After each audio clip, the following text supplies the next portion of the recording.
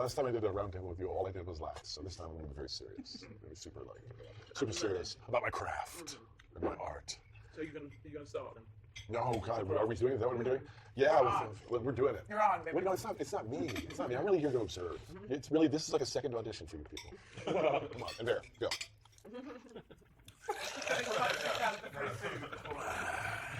How many Diet Coke? How many people did you play? Like, how many different?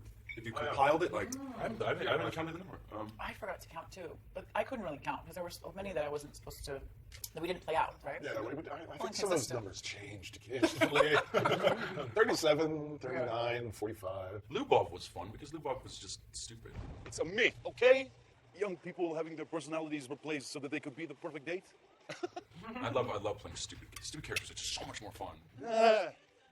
Than any, I mean, I don't know. I think I have so much more fun playing characters who think they're cool and aren't. Can you do anything else? I know it's typecasting. You're really good at that. Topher, that was sort of one of. Yeah. So that was a huge. That's got. No, what was that like for you? It was surreal. It was weird. I get so many questions about did you dub it? You know, like people really had a hard time believing. Yeah. I got a lot. Just done that. Why didn't we just do that? Oh, this saved me so much work. Dude, Halverson's fine. What? Wait, who? What? Bennett. She's what? Like distinguished? Like young and fine, I told you not. Oh God, I wish I was there. I'd like screw around and I'm in the other room and I could hear myself. It was so bizarre. Like, I heard you once go, I realized watching him that I overact. That's what I was worried about. Did you become totally self-conscious about what you were and change? It's interesting watching.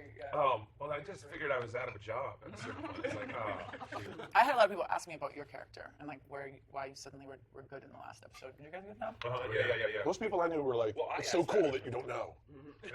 I'm gonna go with it's so cool you don't know. Well, I'm glad he got to be nice at the end. Yeah, you know, I feel like he got to be part of the whole message of the show, which was I evolve. I become more than the sum of my parts. I become more than what I was handed. That was the whole point of Echo, and we sort of had to like take some leaps and bounds there.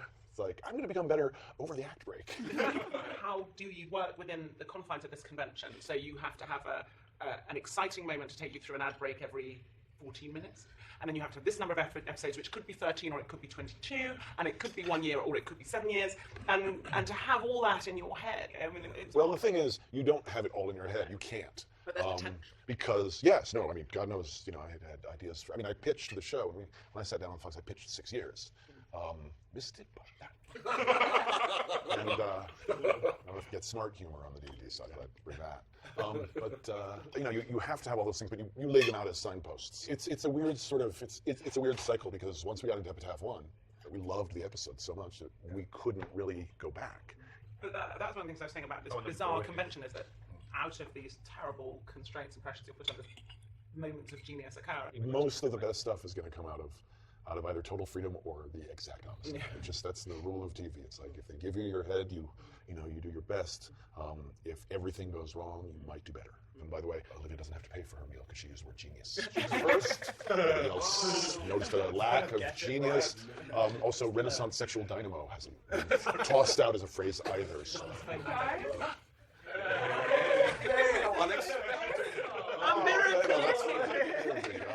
I heard some great stories at the bar house. Oh yeah. This is such an unexpected delight. But we're done. Thank you all for coming. Always late. So favorite miracle moments, obviously. I know yours though. How many 3 flowers in the vase? Let's see if it works now. Such a good friend. It'll be funny. Stroke. I love that we set up the whole.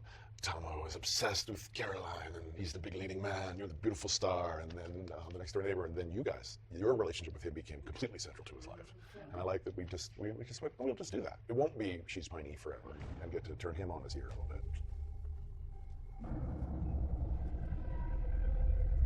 Too much? Too fast? I have a message for you from inside the dollhouse. And then, of course, clearly you were going to be killed. Clearly. Then you were doomed.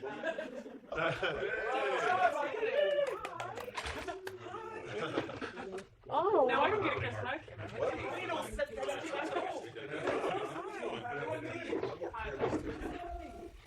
After lunch special. And then there was things teach. But talking of magic moments, one of my favourite moments was Topher and Sierra, the annual birthday. Yes, his They get to birthday eat buddy. Twinkies. People had an interesting reaction to that. Which just people were sitting through the episode. Like, that was probably the most suspenseful episode we ever made for a lot of people who were just like with their fingers in their couch, just going, "Don't sleep with her, don't sleep with her," because it's such a sweet story, and they were just waiting for it to get ugly. Yeah, right. I never even sort of saw a sexual bone in Topher's body. That it was more that even Summer sort of developed more as sort of like, yeah, Not one, because one's all you need. Yeah. It was so much more innocent than anything else because he was always such a kid in my mind, you know. Which was one of the things about the show that I always really responded to, is that these moments of like absolute innocence in this place that was just so messed up and corrupt, and like, but I was constantly like, oh sweet. I kind of found myself being, oh wow, sweet. There was a thing long ago in episode 10 of season 3 of Buffy Amends, where just a little thing of snow falls. There's a Christmas miracle because I'm an incredible hack. And it falls on everybody, and I had somebody say, that moment made me laugh harder than anything this season, and somebody else say that moment made me burst into tears. And I was like, this is my favorite thing that I've ever written because of that. And this whole show, that was happening constantly. Everything that was sweet was kind of creepy. Everything that was dark had this funk to it, this sweet thing. And you know, I just never wanted one thing to be going on, which I think doomed us from the start. But it is one of the things about the show that I'm really proud of. I love that. All right, so let's do the whole your favorite thing to be that you were, or the thing you wanted to be that you weren't. You want to rock it? Do I want to rock it? Yeah. Wanna start us Yes. off? Jed and I were talking, and he brought up something where there was an episode you wrote. It was the original 203 or something, and it was like the romantic comedy Right. episode, which I still Right, have the one to that got this us day shut down. museum. Right. He called it the episode that broke the dollhouse. So he told me what November's originally storyline was going to be, how it was going to be introduced, and I thought that was fascinating. The story was that Miracle, who had not been in the show yet, is introduced as this very harried woman at a convention, and then there's this like drop-dead gorgeous doll of a man who sweeps her off her feet, and they have this whirlwind romance, and at the end of the episode, what you discover is she's the doll, and he goes home to his wife and family, and that was his fantasy.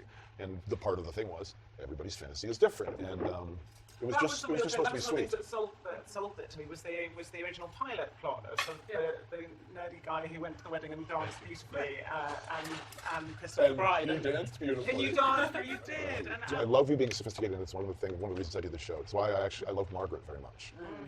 Margaret, you just like, Nikki has loads of potential. Whoa! Whoa! Are you gonna... I don't think so. You've got that, and you don't get to do it a lot.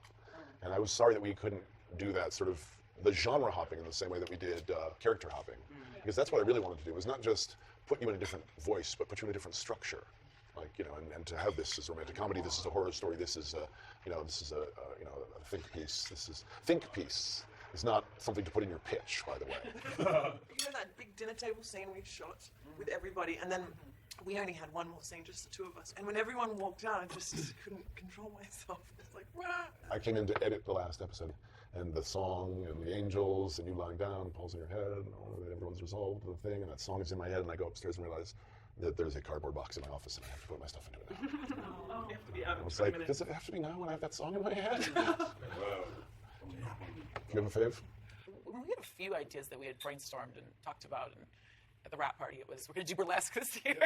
You were fierce about that. Because those were fierce burlesque dancers in our Yes, rap they show. were. Yes, they were. But How do I blow burlesque dancer? Like, that's not keeping your eyes on the prize. I'm there. You Would you please leave? No. Or favorite, You've been chosen. favorite character, scene, thing? How about how Tim wrote an entire episode just to get you dancing on camera? That is true. That is true, because at the rap Dancing party, like a girl. you did your, I can do my pretty girl dance. We did so many takes of that. Like, Solly was just like, funny, and too. you know what he said? Solly was like, we got it the first one. He said that. Yeah. He was like, yeah, we actually got it the first one, but I just couldn't stop laughing. He just had me keep going and keep going. I have a question. In the black, over there, behind Eliza. There was that one episode that we did at the end of the first season, Omega? where Omega? Yeah.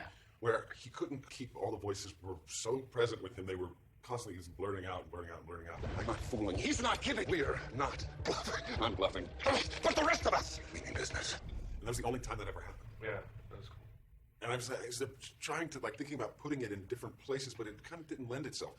So, like, since there was enough of a break between that and the next time that Alpha came, he figured that out. He was already evolving. That's where he was evolving. That's exactly right, Alan. Congratulations. Thank you. Congratulations. No, you know, he didn't go with that whole thing, largely because Omega is kind of about he can't control this. And then when he comes back in the second season, he's very much in control. That's the scenes between the two of you when he comes and you're like, who are you? No, yeah, the carrots. That's so great. Yeah. Carrots. Medicinal carrots. Personally used medicinal carrots that were here when I moved in, and I'm holding it for a friend. What was that character's name? Stephen Kepler. Stephen Kepler. Yeah. Oh, that was my. You know, I learned a valuable thing on that in that episode. Like when it was the comic scenes, the comics were just Kepler. I had lots of ideas. Oh, maybe we should do this. Oh, can we put the phone in the fridge? Can we do this? Can we do that? And then when I was the evil guy, I didn't have as many ideas. Like they just weren't coming all the time. And so I was like, I think I want to do comedy now. I think I want to do comedy. I learned a lot about myself. Yeah, I learned so much, and you taught me so much through the character. But it was also really interesting just playing the center, and it was as rewarding as I could have hoped and asked. But also it was really challenging too, you know. And I definitely felt a little bit isolated, but then at the same time it was complemented by like these beautiful connections with each of you. I mean, one of the things I really learned going into a television show is like how crazy this thing of television is, and how it's just kind of like juggling 20 balls and like just you know, doing all this craziness. But you were so professional, and you were so great, Joss, and learning how to kind of do this under fire. And we were kind of always under fire, it seems like. But you kept that from. I mean, I felt like I had a really safe working environment, and you did a nice little Papa Bear thing with us, and you were so professional every single second I saw you working. I couldn't have dreamed that you would have surrounded me with more, like, just incredible and interesting people. Well, I remember the first, you know, when we first met about it, and the first thing I said was, you do an ensemble, or you'll burn it. That conversation. Yes. Remember that Gouda pizza that we ate that caused all of this mess? But we moved up to creme brulee, so clearly we've become classy. Yes. But that was the thing. It's like, if you do, you know, everything, and this is something that I've learned, everything is ensemble. Everything is, I learned to play Hamlet at the house. The center cannot hold if you don't have a group that you can rely on for all those twisted or beautiful relationships. You're going to get exhausted and bored. You know, surround yourself with smart, sane, talented people. Have the fun. Take the credit. If you learn nothing else from me, learn that. All right, let's leave. See y'all at the conventions. Oh, yeah. That's Dollhouse Con.